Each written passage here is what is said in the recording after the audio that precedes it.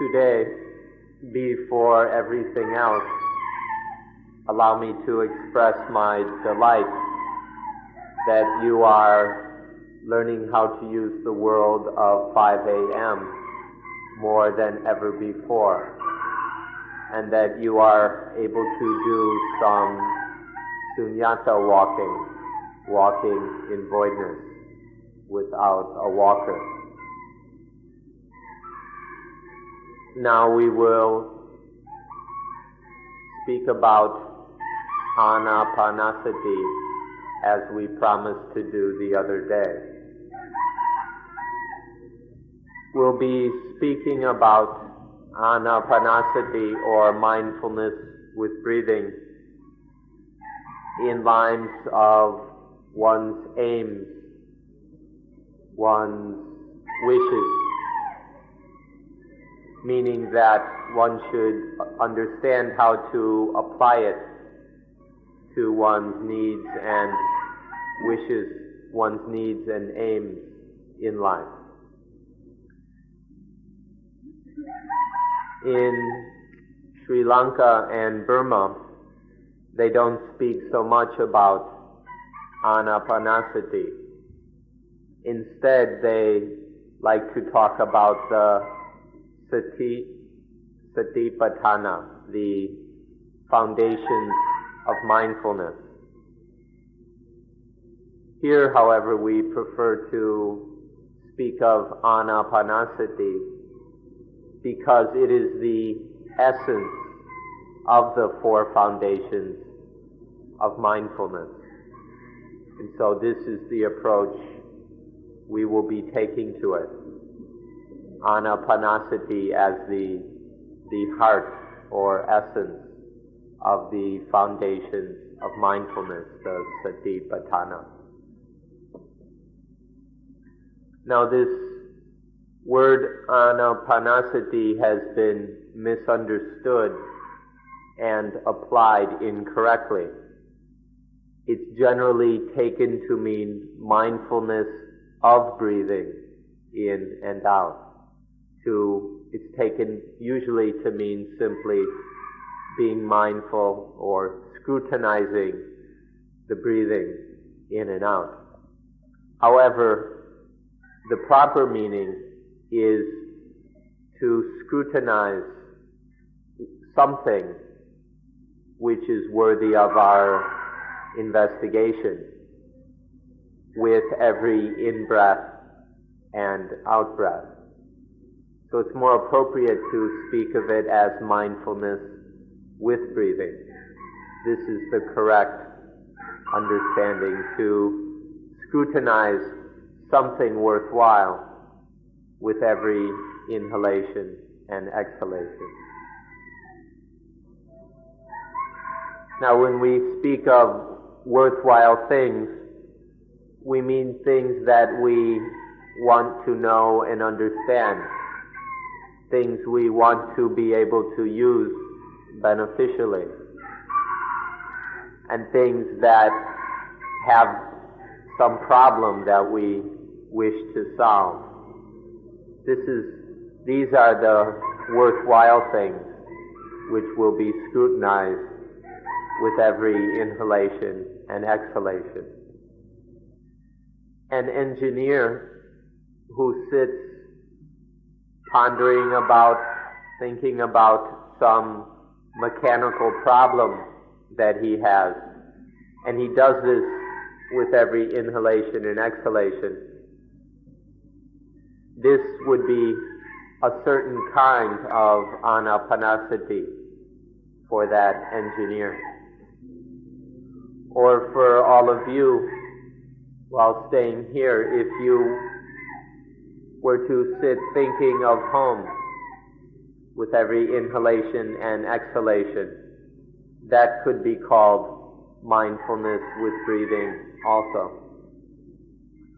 So this is the correct meaning of Anapanasati, which you ought to understand. To scrutinize some worthwhile object or Dhamma with every in-breath and every out-breath. One is able to apply this system of practice and investigation to anything that is troubling one or which is a question in one's life. And so we call it Anapanasati as one aims or as one wishes, meaning one can apply it to any aspect of one's life as one wishes. This approach can be applied on many levels, from the lowly levels to the highest level, from ordinary worldly concerns and matters to things having to do with Dhamma, with religion, to spiritual matters. Especially, we can use Anapanasati to regulate, manage, or control lowly and harmful things. In particular, the flow of dependent origination, which we discussed the other day. If one has Anapanasati, one can control that flow so it doesn't turn into dukkha. And the thing that we wish for the most in our development is to work with enjoyment and be happy while we work.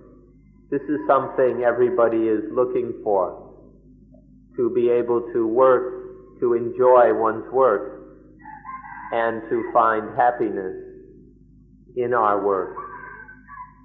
This is something that will be quite possible and easy when one is well versed in Anapanasati.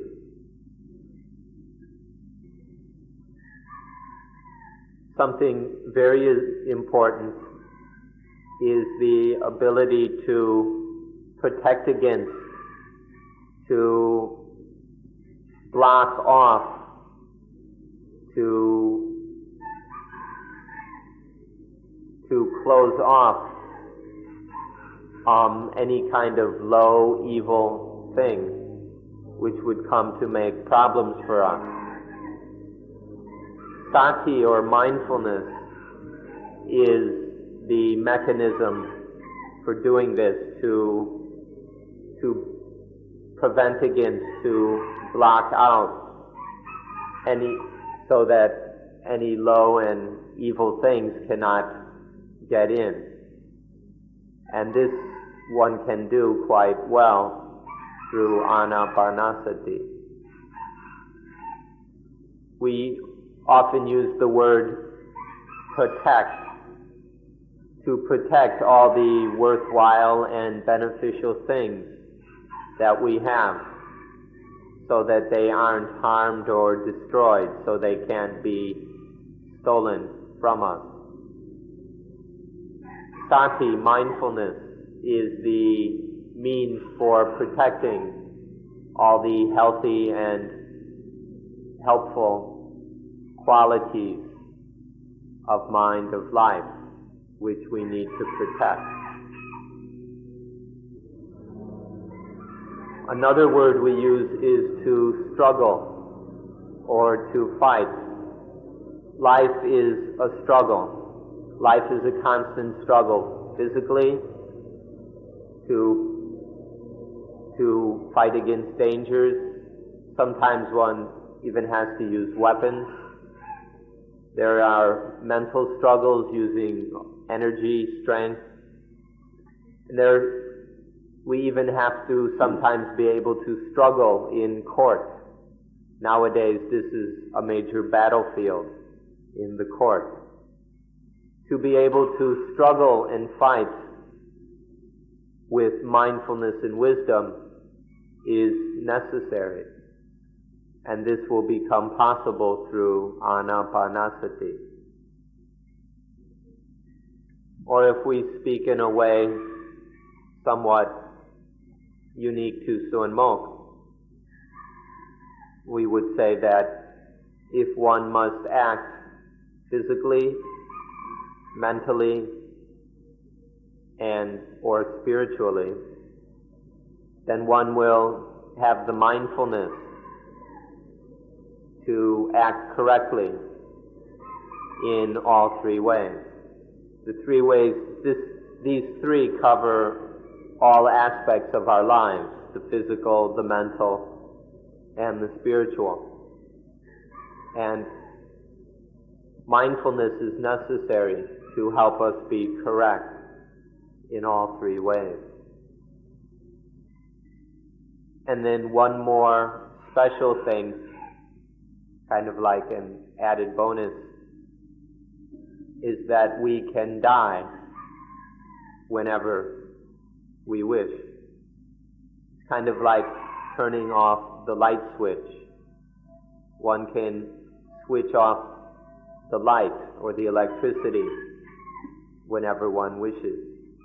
When one has full mastery over the body, over the mind, over whatever, then we can just turn off the switch whenever the time comes. There's an example of this in one of the ancient texts. It tells of a teacher who was an expert in Anapanasati, and he realized that today he would die. So he called all his disciples together, and they met in a field. And he had one group of disciples stand at one end of the field, and another group at the other, and then a third group in the middle. And then he walked back and forth from one end of the field to the other.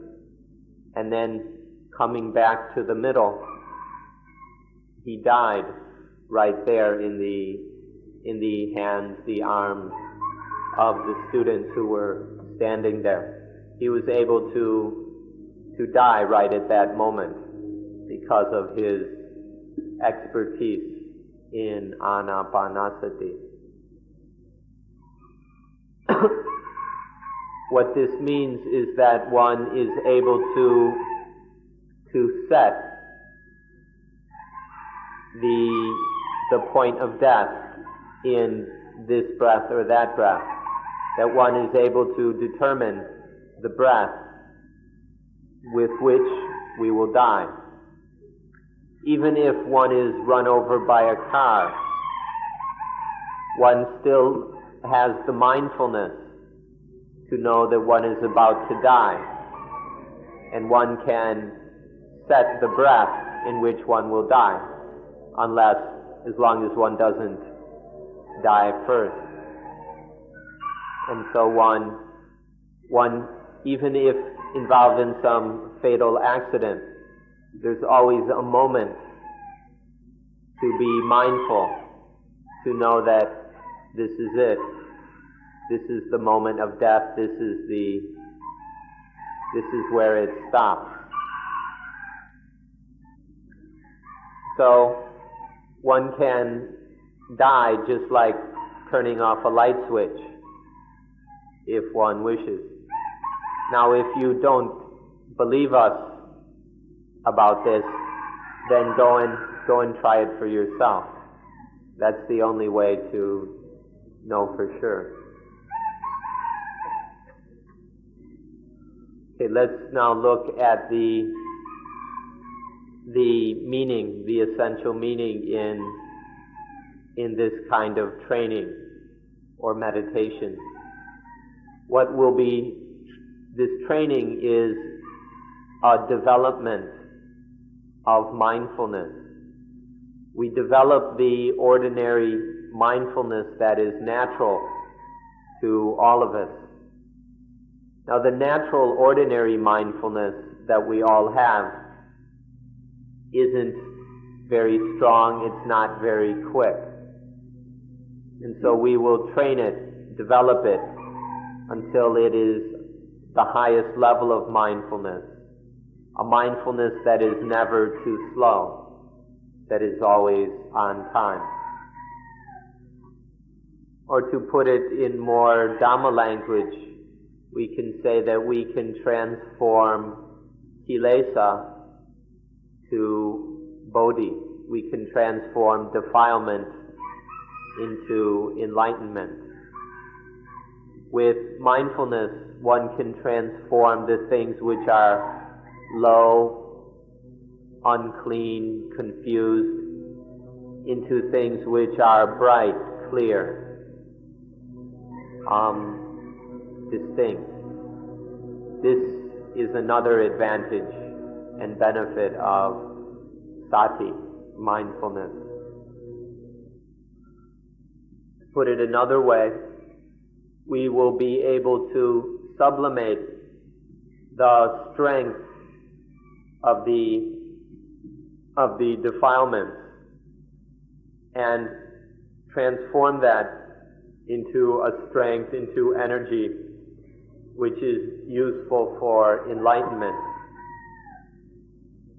This is very interesting. We don't have to go and find a new kind of energy or strength. We can just sublimate the power of the defilements and then use that power for the sake of enlightenment. This can be done using mindfulness. Now we'll look at a number of kinds of sati together in order to compare them. First, there's the natural, instinctual mindfulness. This is the sati that we all have, that we've had since birth. It's the sati that allows us to function in our ordinary lives, in our ordinary world. Without this, we'd all be like drunks. We couldn't walk straight. We couldn't pick up food and get it into our mouths or do anything else correctly. So there's this natural mindfulness or sati, which allows us to do all these normal everyday activities. However, it isn't enough. This instinctual sati isn't enough. Its capabilities are limited.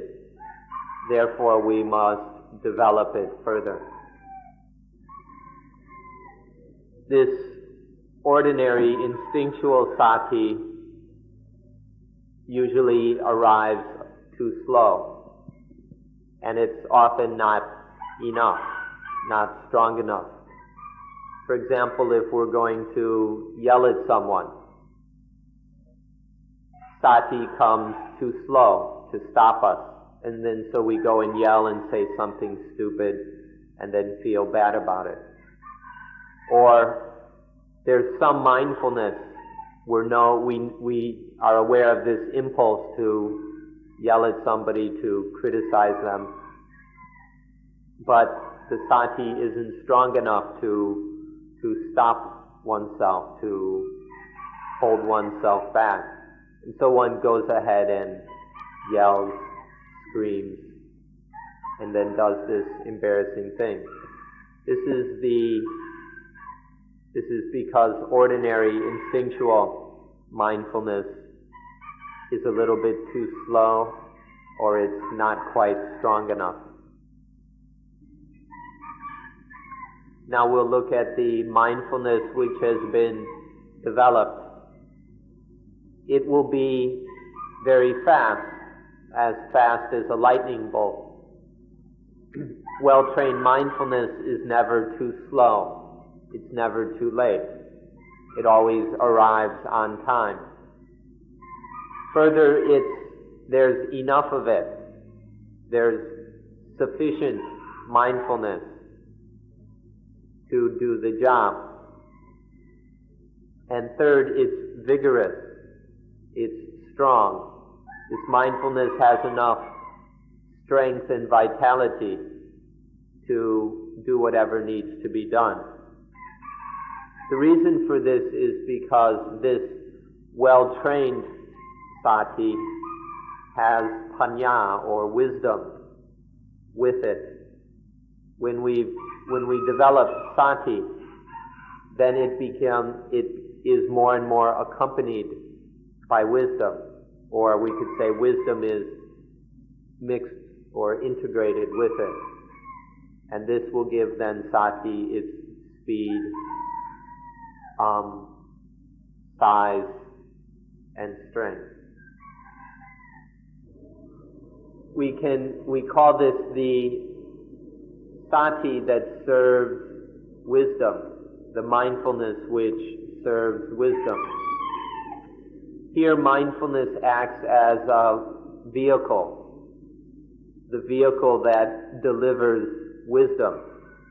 Through our practice, we're steadily developing wisdom. As we store up more wisdom, then it needs to be used. If you've got a lot of wisdom, but never apply it you have lots of intelligence, understanding, and all that, but are unable to apply it to your life experience, then it's wasted. It's mindfulness that allows us to apply wisdom, to bring wisdom into action in whatever situation is confronting one.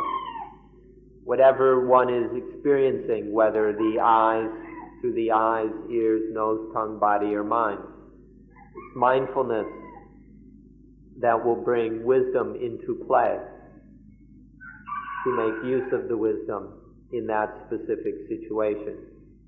So this is the mindfulness which serves wisdom. In Thai there's a saying, to have overflowing knowledge and not be able to save oneself. To have knowledge, intelligence which is overflowing, it's leaking out of one's brain. There's so much of it. And still one isn't able to save oneself. This means that in spite of all the intelligence and understanding a person may have, if there's no mindfulness, it's all wasted. It takes mindfulness to make use of understanding in wisdom. It's through mindfulness that our understanding is applied to reality right now as we experience it. So we all need mindfulness to avoid having this overflowing wisdom that can't even save ourselves.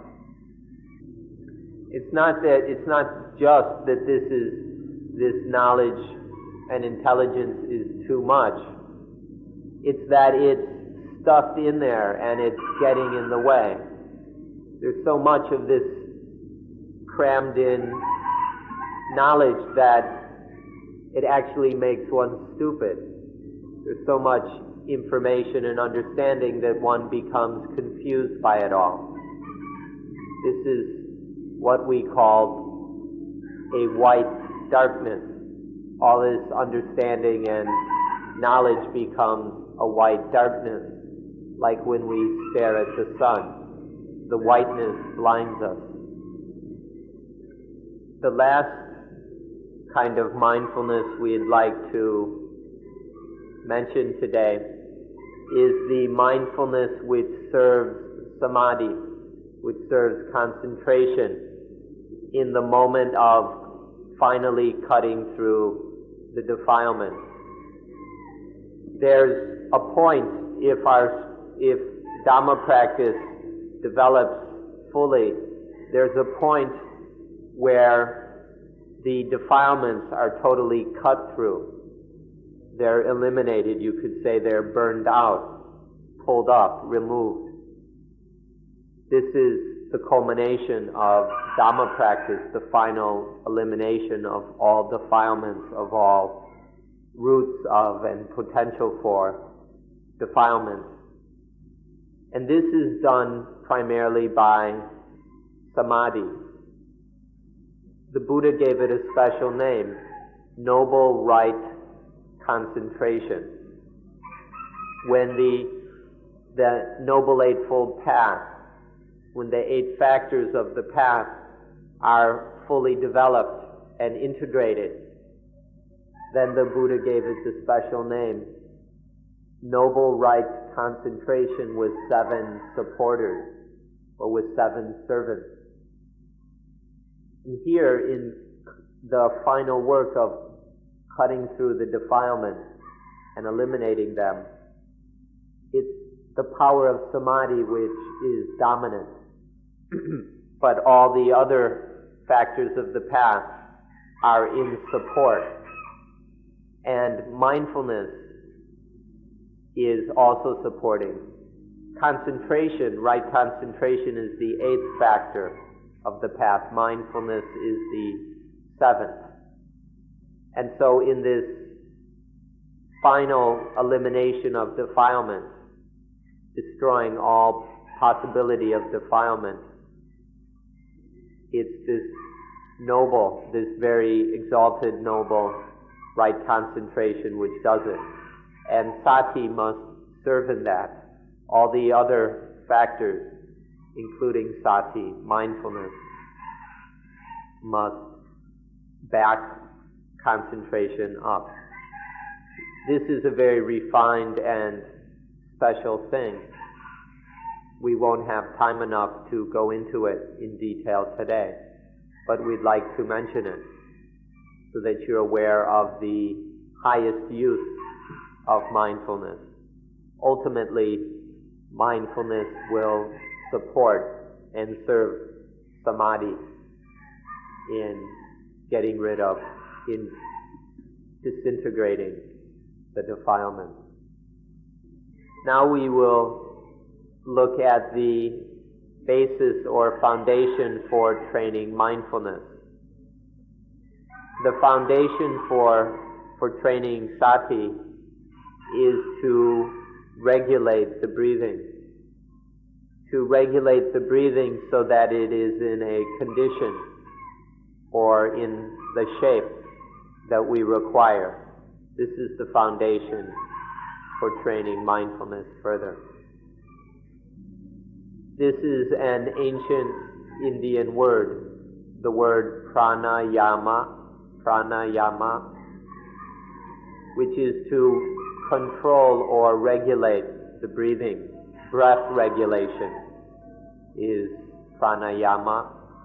This is a kind of knowledge or science which has been studied and developed in India even before the religious system developed. This has been known for many thousands of years. How to regulate the breathing, to use it for the needs of human beings.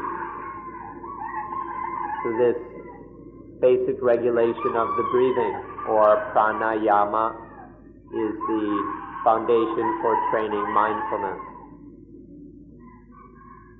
Now, primitive human beings who were still living in the jungles and caves and running around naked knew how to use the breathing. This knowledge of pranayama goes back very far, even to the most primitive peoples. They knew how to use the breathing to assist them in their life's activities. This has its basis in the fact that even animals are able to use their breathing to regulate their bodies, their minds.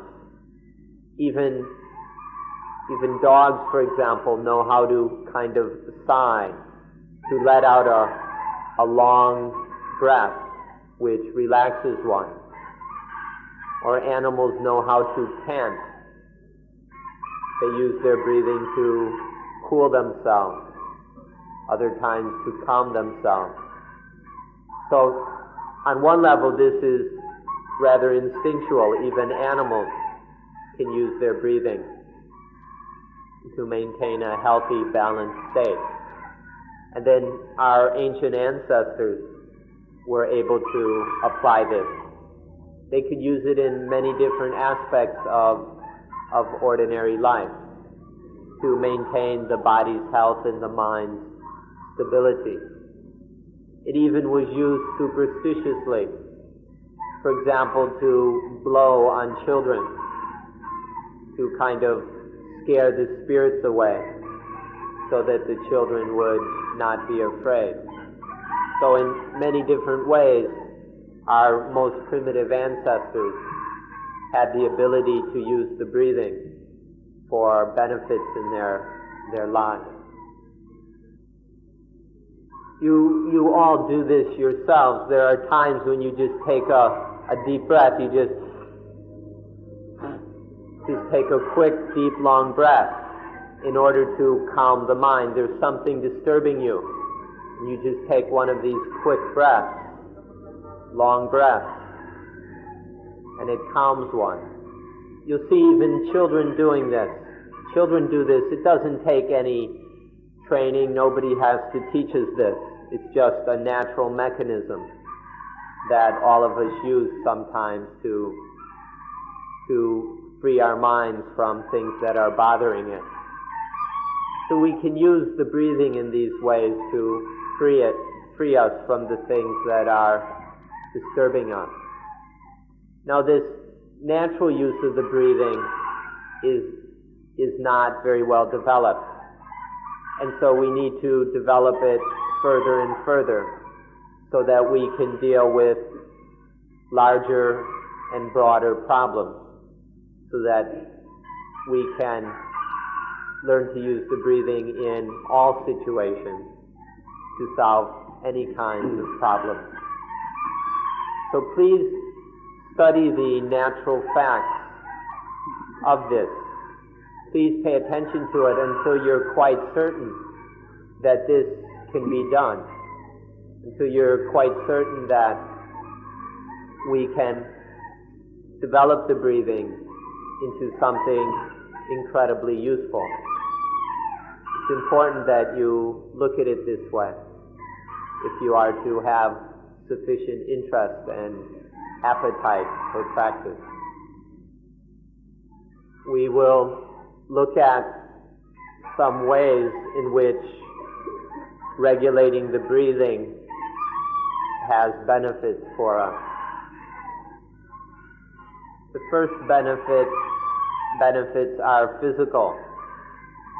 We can use the breathing to make the body fresh, alive, so that it's most efficient. The breathing can make our bodies alive and ready, very efficient for whatever needs to be done. There are stories we ought to know of, even if they're somewhat mythical or fictional. This is that the ability to breathe life into dead people who are just about dead. They haven't died totally, but they've just about died, and another person is able to breathe life into them or to bring them back to life, to resuscitate life. This kind of thing is very common in ancient literature. It's something worth our interest. The next benefits are mental, that one can use pranayama for the benefit of samadhi, for a well-established, stable, focused mind. We can use the breathing, we can regulate the breathing in a proper way which will gather the mind's energy together and collect it in samadhi. This utilizes the mind's strength and energy very well. So this is another benefit, a mental benefit of this regulation of the breathing. The third aspect is that this regulation of the breathing brings spiritual benefits. It leads to the development of true wisdom on the highest level. Once there is samadhi, samadhi leads to seeing things as they really are, and this develops wisdom. When the body is healthy and well, when the mind is healthy and at peace, then wisdom develops easily. And so pranayama, breath regulation, ultimately leads to the development of wisdom if it's practiced correctly. People in the Stone Age were able to use the breathing in these wonderful ways. They could get a lot of benefit from breath regulation. But now people in the space age, the nuclear age, the computer age, have no clue how to use the breathing for physical, mental, and spiritual health. We ought to be a bit ashamed. We ought to be rather embarrassed by the Stone Agers, who were much more intelligent about using their breathing.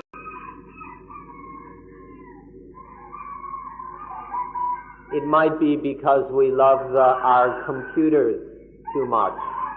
We love our computers so much that we aren't at all interested in making use of nature. There are certain things nature has given us since long ago, but we're not interested. We totally ignore these things because we're so in love with our computers. We ought to give some thought to what is really beneficial for us. Now we'll consider some necessary components for training mindfulness. Or sometimes we speak of meditation as mindfulness training. Sometimes we speak of it as developing samadhi. Either way, it's necessary to have an object, or in Pali, an aramana. Aramana is some object for the mind to fix upon, something for the mind to scrutinize. Without any object, the mind doesn't know what to pay attention to. It doesn't know what to establish on. And so a necessary component of this training is an object, an aramana. If you're going to shoot a gun, you need some object. You need some target at which to shoot. If you don't have a target, there's no object to shoot at.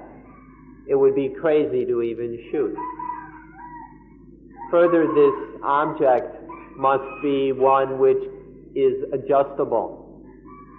We need an object that can be adjusted and refined as we continue this training. As we train, the object needs to constantly be improved to suit the circumstances and needs of our practice. And so we're looking for an object which has that flexibility, which can be refined further and further. This point is very important. Some people hear that Anapanasati has 16 lessons, and they think that's too much. They think, 16, that's way too much. I can't do that. And so they give up, they quit. That's a wrong understanding. To think that there are 16 different lessons is a wrong understanding. It's really all just one thing. It's all one object or thing. We should look at it this way. So, in Anapanasati, there's just one object. There's a single object. However, our way of looking at it, our way of observing and investigating this single object has 4 dimensions. There's the physical dimension, the feeling dimension, the mental dimension, and the Dhamma dimension. So there are 4 dimensions or angles with which we investigate this one object. And then further, each of these 4 dimensions itself has 4 angles or dimensions. So altogether, there are 16 dimensions. But these are, one should understand, it's all the same object. But we are observing it, investigating it from 16 different angles or in 16 dimensions. But it's important to see that it's all just a single object. For example, if you want to look at this tree and you want to see it completely, then you have to look at it from every angle. You have to look at it from the top. You have to look at it from underneath, from the front, from the back, from the left, from the right. You have to look at it from every direction, from every angle, in order to see it fully. We have to study the leaves, the bark, the roots. We have to study all the different parts of the tree. What function do the leaves perform? How does it pick up the sunlight and then manufacture carbohydrates through photosynthesis? And then how is that sent through the inner bark to the rest of the tree? And then how do the roots and all that pull up nutrients and water from the soil? So we have to really understand and know a tree. We must study all its different parts and the various functions these parts play. Now, at first it may seem like a lot, but we need to recognize that it's all one thing, and it's not too much. If you want to really know a tree, you just study all the different aspects. It's not too much, it's not beyond our ability. Or when we look at another person, if we want to really know another person, we don't just look at their face.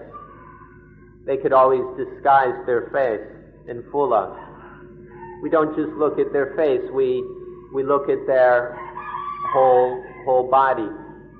And then we look at the way they act, the way they behave, what kind of manners they have, their way of living, their way of speaking. We study all aspects of them very carefully in order to really know that person. It's the same with the breathing when in Anapanasati. We don't just look at it from one single aspect. Our understanding would not be very profound. We learn to look at it from 16 different ways, from 16 different angles, so that our understanding is thorough and complete. What's rather silly is that most people don't even know their water glass. All they know is the glass from the top when they pick it up to drink. Most people don't really know the water glass. They've never turned it over to look at the bottom, for example. This is how most people are. They They don't even know the water glasses they're using. And now we'll look more at the ways of scrutinizing, of investigating the breathing. We'll be looking into the breathing or at the breathing in different ways in order to study the necessary components of life. Life can be broken up, or at least distinguished into different components. There is life itself. There are the causes of life. There are the problems or the dukkha of life, and there is the solution or the curing of those problems and dukkha. And so we'll look at the breathing in 4 dimensions.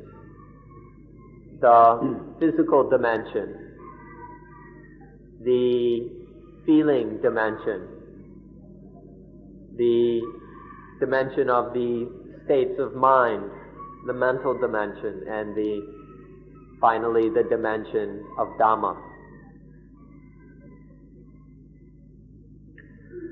First we'll observe the body. We'll observe the body because all this flesh and blood that makes up the body.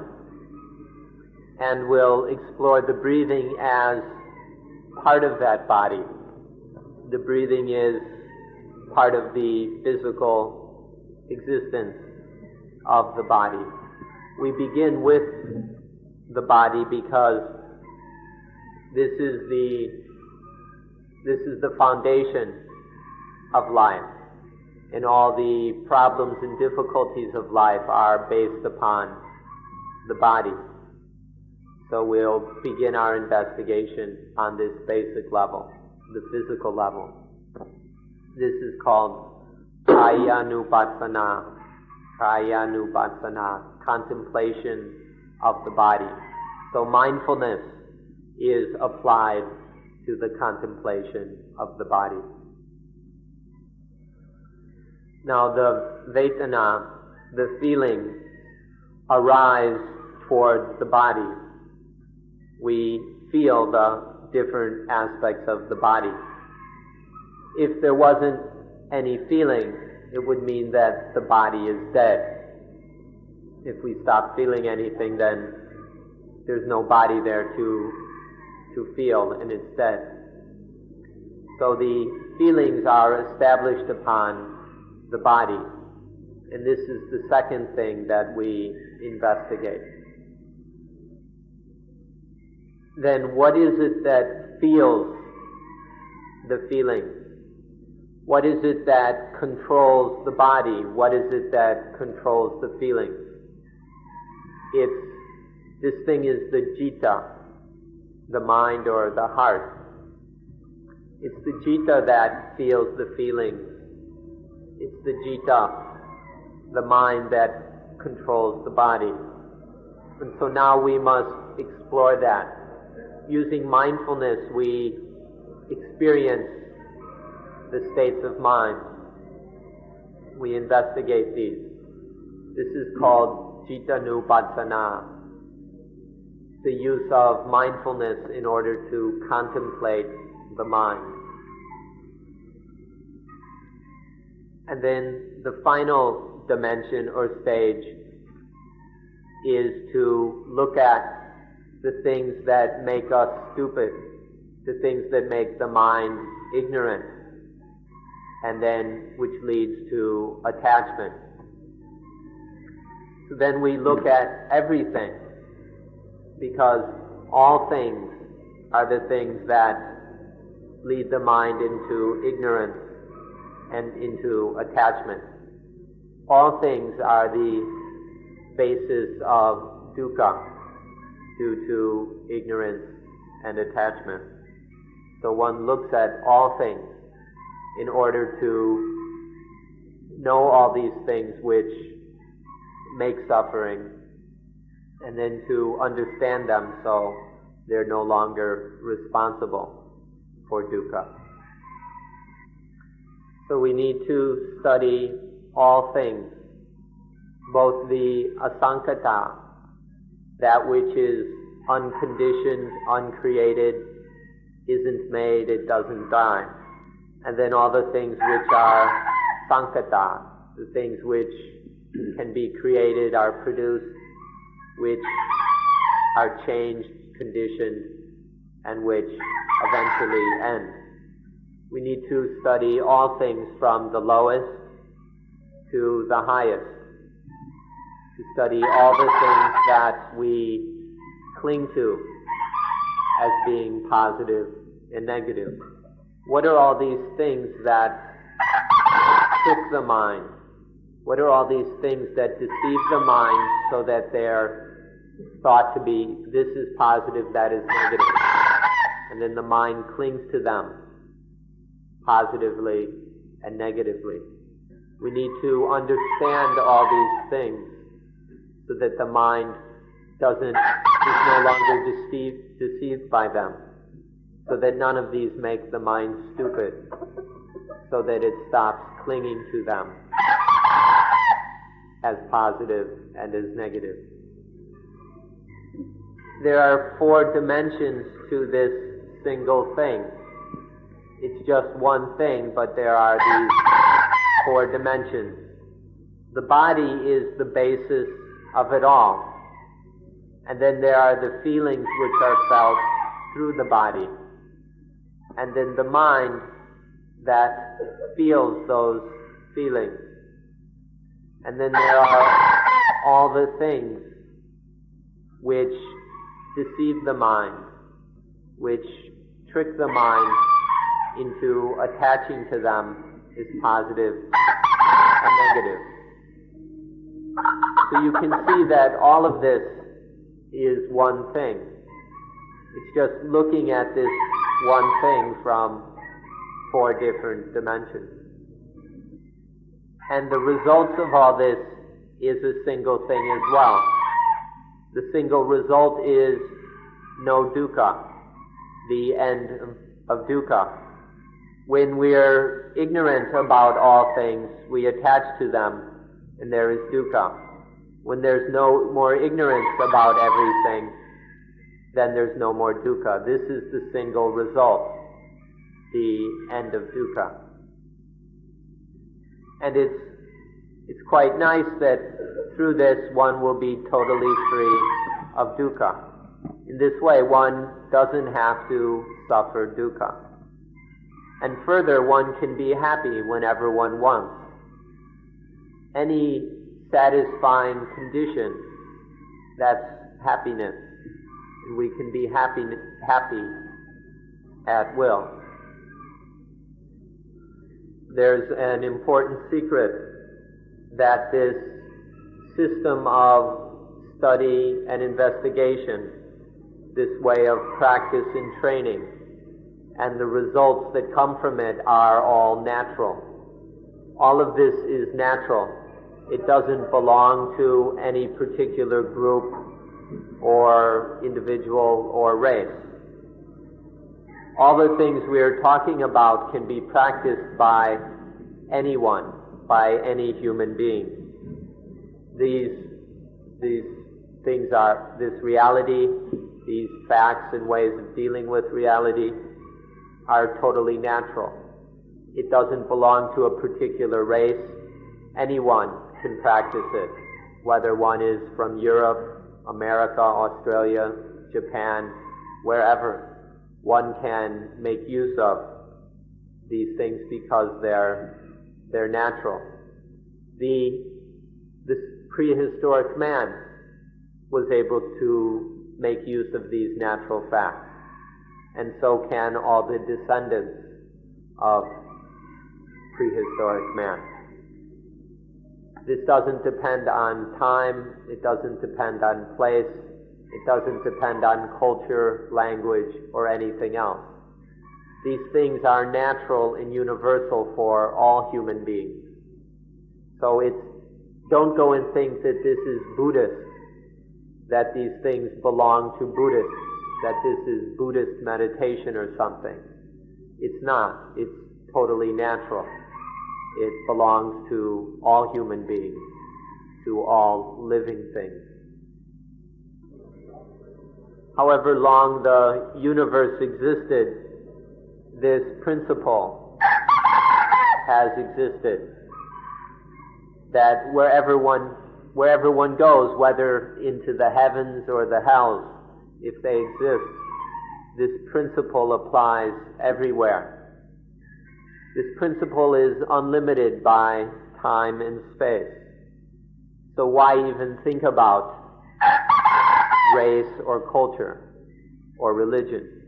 This principle is absolutely universal.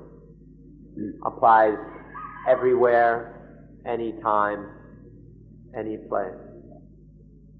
In the time that remains, we'll speak about how to practice according to these 4 dimensions, and we'll necessarily speak in brief. As for the body, the first dimension, you've already been taught how to work with this over at the meditation center. Your instructors have explained how to calm the breathing and calm the body. All we'd like to say at this time is that in this first dimension of the practice of Anapanasati, one learns to fully integrate the 2 bodies, the flesh and blood body and the breathing body. When these 2 are integrated, then the body has tremendous vitality and ability. So this full integration of the breathing and the body is what we accomplish in the first aspect of practice. What this means is that the body is in full health and is very energetic. The Chinese speak of this as an inner energy. Sometimes they get carried away applying it for rather superstitious purposes. But if you're interested in an inner energy, then this can be developed in this stage of Anapanasati, to have the body in full health, in full energy. Then we come to the Vedana, the feelings.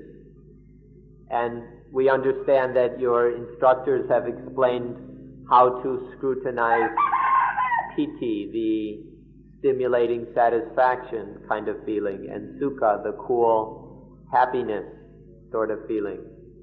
And then we need to be able to regulate the feelings or to control them so that they don't create any problems for the mind. The entire world, all the people in the world, including each of you, are enslaved to the feelings. The feelings are what makes us jump and run around and do all the other crazy things we do. Everything we do is because of the feelings. All of the world, all the things in the world have their value in the feelings. All the things that you value are simply because of the feelings to which we are enslaved. Because of this enslavement, it's necessary to learn how to control the feelings so that they're no longer our masters, so that instead we become masters of them. In Asia, and you can even quote the Buddha on this, people like to say that the world goes according to karma. The world follows according to action. Karma means deeds or actions, and the whole world goes according to these actions. But actions or karma happen following the mind or according to the mind. If the world follows from karma, karma follows from the mind. It's the mind that is responsible for all actions. And so that means the whole world goes according to the mind. The whole world follows from the mind. Obviously, then, we need to be able to control the mind. Otherwise, the world will end up in a mess. If the mind is a mess, then the world will be a mess. But if the mind is under control, then the world will be under control. This is the value, this is what we must train with in the third dimension of Anapanasati. We can know all kinds of mind. We can understand all kinds of mind, even the mind of the Arahant, the enlightened being, or the enlightened one. First of all, we can experience all the kind of minds or all the states of mind which happen for us. We can experience these directly, such as greedy mind and angry mind and depressed mind and so on. But we can also know we can know indirectly the mind which we aren't experiencing. The more deeply we know the defiled mind, the more we will understand the mind that is undefiled, which is the mind of the Arahant, or the enlightened mind. So we can understand all kinds of minds. When one has trained the mind fully, one can delight the mind at will. One can make the mind joyful and happy at any time. One can focus and collect the mind. One can stabilize the mind at will. And one can free the mind, liberate it from whatever it's grabbing onto. So the results of training the mind are one can delight the mind at will.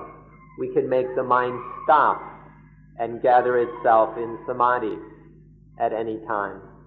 And one can let go, make the mind let go at any time. The last dimension involves everything. It's an investigation of all things that we can know and experience.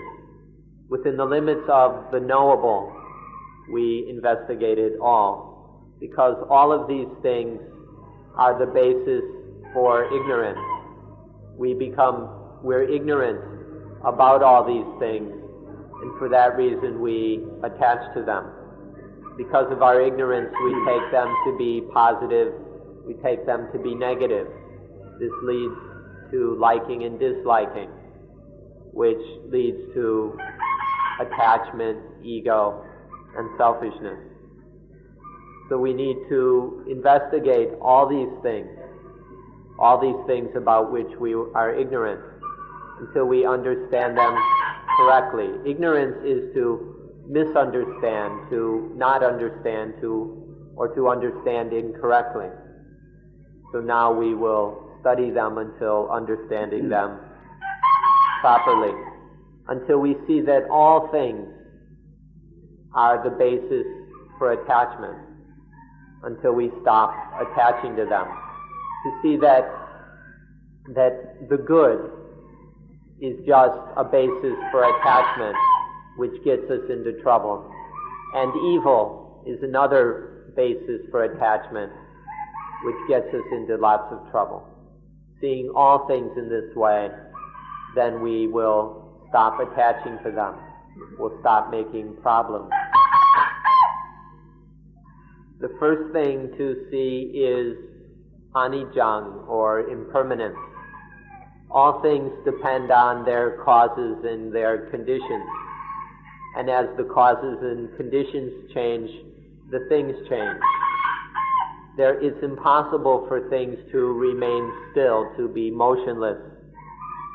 It's just their nature to change. And this inherent change is the impermanence we need to see. This is the starting point of understanding things as they really are. In realizing the impermanence of something, then our attachment to that thing begins to fade away. The more we see impermanence, the more attachment fades away. This fading away of attachment is called viraka. So we need to observe and study this fading away of attachment. When attachment dissolves and fades away, when it keeps fading, it eventually ends. When attachment ends, all dukkha ends, all the defilements end, all our problems end. This is called nirodha, the quenching of all fires, of all dukkha. This is the next thing to observe the quenching of attachment, and with it the quenching of dukkha. The fourth lesson of this final dimension is the consummation of this training. It's called to throw away or to throw back all those things that one is attached to. Now that there's no more attachment, they can be thrown back to nature, to their rightful owner. This is called patinissaka, tossing back, throwing back all these things to nature. This is the fulfillment and consummation of this training. All life belongs to nature. All life comes from nature. But it's like nature gives us life on loan, where life is lent to us, and nature doesn't charge any rent or any interest in giving us life. And then we're free to develop this life, interest-free, to the highest benefit possible. And life and nature doesn't charge us a thing. But because of our stupidity, once life is lent to us, we become thieves. We start to embezzle. We start to claim that this is mine, this is me. This life that was given us freely by nature is then taken to be me, taken to be mine. This is just naked thievery, embezzlement, whatever you wish to call it. And once we perpetuate these crimes, then nature slaps us. Every time we steal something, saying this is me or this is mine, nature slaps us for our crime. Until one day we've been slapped silly so much that we finally start to wake up and say, no more, I'm sick of getting slapped. I'm sick of getting punished. I'm not going to bother with it anymore. And then so we start giving it all back to nature. We give it all back so that nature won't slap us anymore. And when it's all been tossed back to nature, even though we've developed life to the highest, eventually we give it all back to nature. If not any sooner, at least when we die. When we die, all life goes back to nature. This is a metaphorical way of speaking for the consummation of our practice. And so our life is clean. Life is clean. There's nothing dirty left. Life is clear and bright in knowledge and understanding. No more darkness. And life is at peace. There is the bliss of peace. There's no more dukkha. There's nothing painful, unpleasant, unsatisfying about life anymore. There's no more dukkha in life. Life is free. We have been freed from the prison of our own ignorance. We've broken the prison of stupidity and have escaped from it. So we have escaped from the prison of ego. We are now, the prison has dissolved. The bars have fallen away, and we are freed from the prison of the ego. So if you like, you can call this explanation a manifesto of Anapanasati, or call it what you will.